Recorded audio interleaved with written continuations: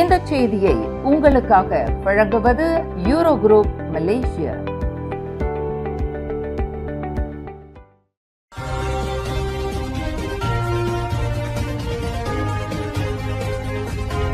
வணக்கம். திசைகளின் 5 மணி செய்திகள். சூதாட்ட தடைக்கு வழி தேடாதீர்.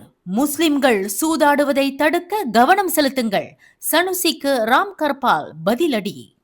கிடா மாநிலத்தில் உரிமம் பெற்ற சூதாட்ட தடை செய்ய புதிய வழிகளை தேடுவதற்கு பதிலாக முஸ்லிம்கள் சூதாட்டத்தில் ஈடுபடுவதை தடுக்க சிறந்த அமலாக்க நடவடிக்கைகளில் கிடா மந்திரி பசா சனுசினோர் கவனம் செலுத்த வேண்டும் என்று ஜாசேகா சட்டப்பிரிவு தலைவர் ராம் கர்பால் சிங் வலியுறுத்தியுள்ளார். உரிமம் பெற்ற சூதாட்ட நிறுவனங்களின் உரிமத்தை புதுப்பிக்க மறுக்க முடியாது என்ற நீதிமன்ற தீர்ப்பை எதிர்த்து கிடா அரசு மேற்கொண்ட மேல்முறையீட்டு முயற்சியை கடந்த ஆகஸ்ட் 12ஆம் தேதி கூட்டரசு நீதிமன்றம் நிராகரித்தது. இதையடுத்து நீதிமன்ற தீர்ப்பை தவிர்க்க வழி தேடாமல் அதை ஏற்றுக்கொள்ள வேண்டும் என்று ராம் கர்பால் கூறினார். உரிமம் பெற்ற சூதாட்டம் சட்டப்பூர்வமானது. நீதிமன்றத்தின் முடிவு தெளிவானது. அதை சுற்றி வளைத்து புதிய வழிகளை தேடுவது சனுசியின் வேலை அல்ல என்று அவர் கடுமையாக சாடினார். முழுமையான சூதாட்ட தடை விதிக்கப்பட்டால் அது சட்டவிரோத கருப்பு சந்தை கும்பல்கள் மற்றும் இணைய வழி சூதாட்ட தளங்களுக்கே அதிக வாய்ப்பை ஏற்படுத்தும் என்றும் அவர் எச்சரித்தார். சட்டத்தை சுற்றி வளைக்க முயல்வதை விட முஸ்லிம்கள் சூதாட்டத்தில் ஈடுபடாமல் தடுப்பதற்கான அமலாக்க நடவடிக்கைகளில் சனுசி தீவிர கவனம் செலுத்த வேண்டும் என்று ராம் கர்பால் நேரடி சவால் விடுத்தார்.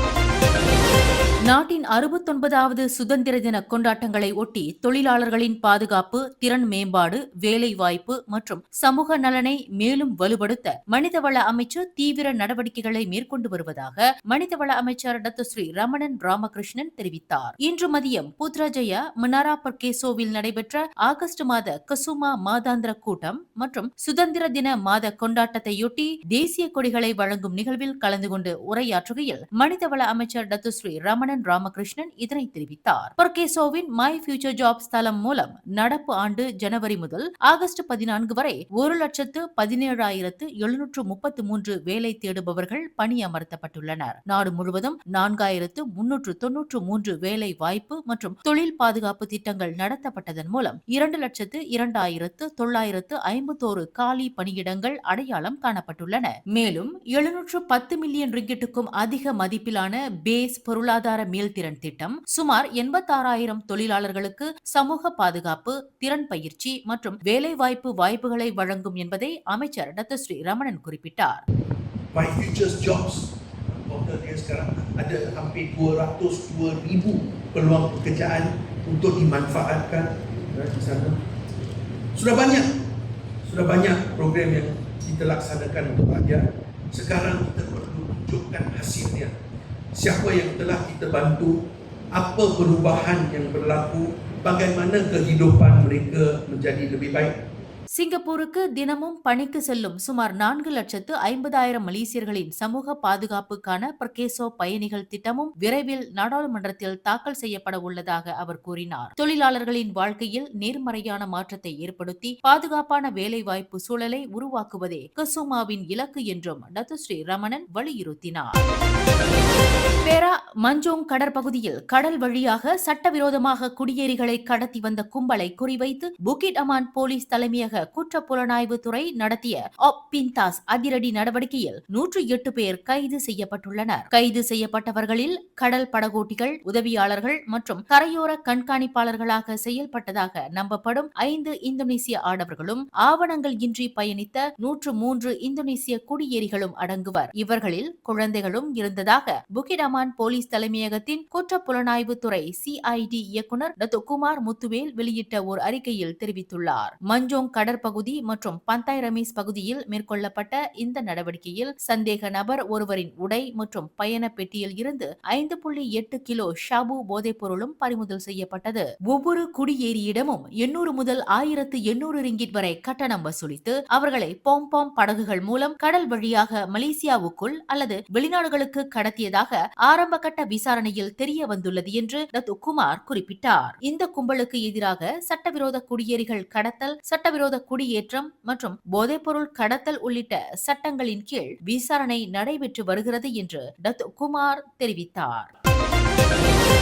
50 லட்சம் ரிங்கிட்டுக்கும் அதிக மதிப்புடைய பல்வேறு வகையான போதைப் பொருட்களை கோலாலம்பூர் போலீசார் அழித்துள்ளனர். மொத்தம் 5022 போதைப் பொருள் வழக்கு ஆதார பொருட்கள் அழிக்கப்பட்டதாக கோலாலம்பூர் போலீஸ் தலைவர் டத்தோ ஃபடில் மர்சூஸ் தெரிவித்தார். அழிக்கப்பட்ட போதைப் பொருட்களில் மெத்தபெத்தமின், கொகேன், கெத்தமின், கத்தூம் நீர் உள்ளிட்டவை அடங்கும். இவற்றின் மொத்த எடை 544.28 கிலோகிராம் மற்றும் 963.34 லிட்டர் திரவம் என அவர் கூறினார். கோலாலம்பூர் போலீஸ் தலைமையகத்தில் இன்று நடைபெற்ற போதைப்பொருள் வழக்கு ஆதார பொருட்கள் அழிப்பு நிகழ்ச்சியில் கலந்து கொண்ட போது அவர் இதனை தெரிவித்தார். பறிமுதல் செய்யப்பட்ட இந்த போதைப் பொருட்கள் நவீன scheduled waste to energy incinerator தொழில்நுட்பம் மூலம் அழிக்கப்படுகின்றன. இதற்காக குவாலிட்டி அலாம் நிறுவனம் நியமிக்கப்பட்டுள்ளது. போதைப் பொருள் அழிப்பு நடவடிக்கை நெகிரி சிம்பிலானின் புகிட் பிளாண்டோ கழிவுப் பொருள் அழிக்கும் மையத்தில் மேற்கொள்ளப்படுகிறது. போதைப் பொருள் குற்றங்களுக்கு எதிரான போரில் போலீசார் பிடியை இறுக்கி வரும் நிலையில் 50 லட்சம் ரிங்கிட் மதிப்பிலான போதைப் பொருட்கள் தீயில் கருகி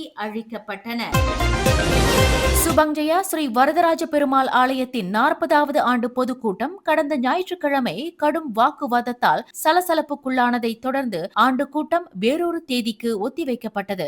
ஆலய நிர்வாக குழுவினருக்கும் உறுப்பினர்களுக்கும் இடையே சில விவகாரங்கள் தொடர்பாக கடும் வாக்குவாதம் ஏற்பட்டது. உறுப்பினர்கள் எழுப்பிய கேள்விகளுக்கு உடனடியாக தீர்வு காண முடியாத நிலையில் இரு தரப்பினருக்கும் இடையிலான வாக்குவாதம் நீடித்தது. இதனால் ஆண்டு கூட்டத்தை வழிநடத்துவதற்காக வந்திருந்த தேர்தல் அதிகாரியான மலேசிய இந்து சங்கத்தின் ஸ்லாங்கூர் மாநில பேரவை துணைத் தலைவர் சரஸ்வதி வேலு நிலைமையை சமாளிக்க முயன்றார். எனினும் இரு தரப்பினருக்கும் இடையே சுமூகமான தீர்வு எட்டப்படாததால் வேறு வழியின்றி ஆண்டு கூட்டத்தை ஒத்திவைப்பதாக அறிவித்தார்.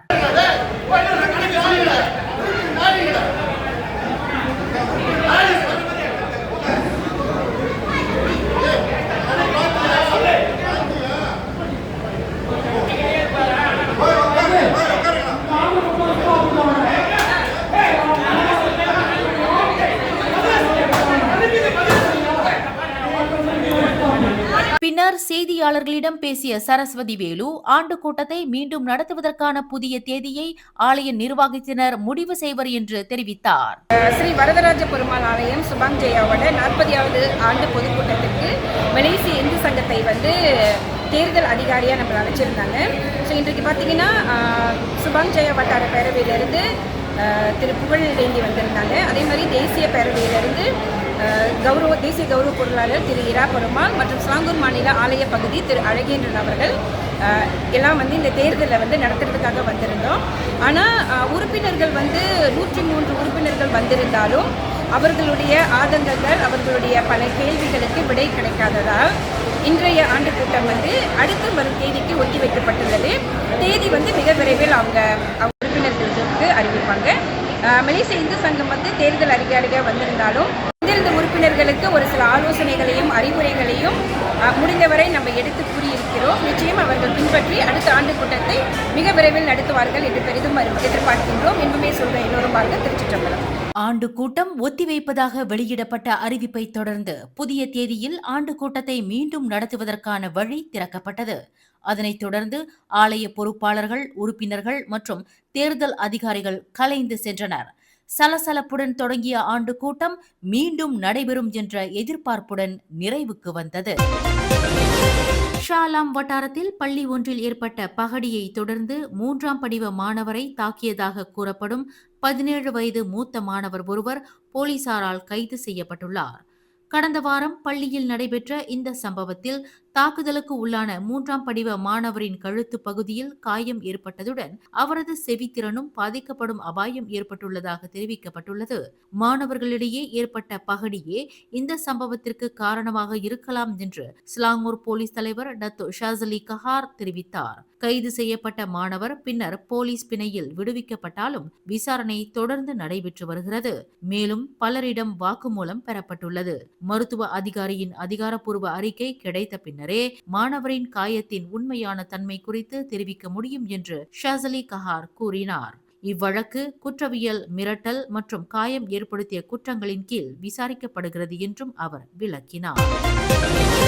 அலுஸ்டாரில் பயன்படுத்தப்பட்ட சமையல் எண்ணெய் சேகரிப்பு வளாகம் ஒன்றில் நடத்தப்பட்ட அதிரடி சோதனையில் 1823 கிலோ மானிய சமையல் எண்ணெயை உள்நாட்டு வர்த்தகம் மற்றும் வாழ்க்கை செலவின அமைச்சின் அமலாக்க அதிகாரிகள் பறிமுதல் செய்தனர். மலேசிய செம்பனை எண்ணெய் வாரியத்தின் தகவலை தொடர்ந்து மேற்கொள்ளப்பட்ட சோதனையில் 1 கிலோ பொட்டலங்களாக அடைக்கப்பட்டிருந்த மானிய எண்ணெய் கண்டுபிடிக்கப்பட்டது என்று உள்நாட்டு வர்த்தகம் மற்றும் வாழ்க்கை செலவின அமைச்சின் கடா மாநில இயக்குநர் அஜி முகமது நிஜாம் ஜமாலுடன் தெரிவித்தார். வளாகத்தின் 31 வயது உள்ளூர் உரிமையாளர் கைது செய்யப்பட்டார். பயன்படுத்தப்பட்ட சமையல் எண்ணெயை சேமித்து விற்பனை செய்ய தேவையான உரிமத்தை அவர் சமர்ப்பிக்க தவறியதாக முகமது நிஜாம் குறிப்பிட்டார். மொத்தம் 5457 ரிங்கிட் 50 சென்ட் மதிப்பிலான பொருட்கள் பறிமுதல் செய்யப்பட்டுள்ள நிலையில் இச்சம்பவம் பொருள் விநியோக கட்டுப்பாட்டு சட்டத்தின் கீழ் விசாரிக்கப்படுகிறது என்று அவர் விளக்கினார். மேலும் செய்திகளை தெரிந்து கொள்ள கீழே இருக்கும் பெல் பட்டனை அழுத்துங்கள்.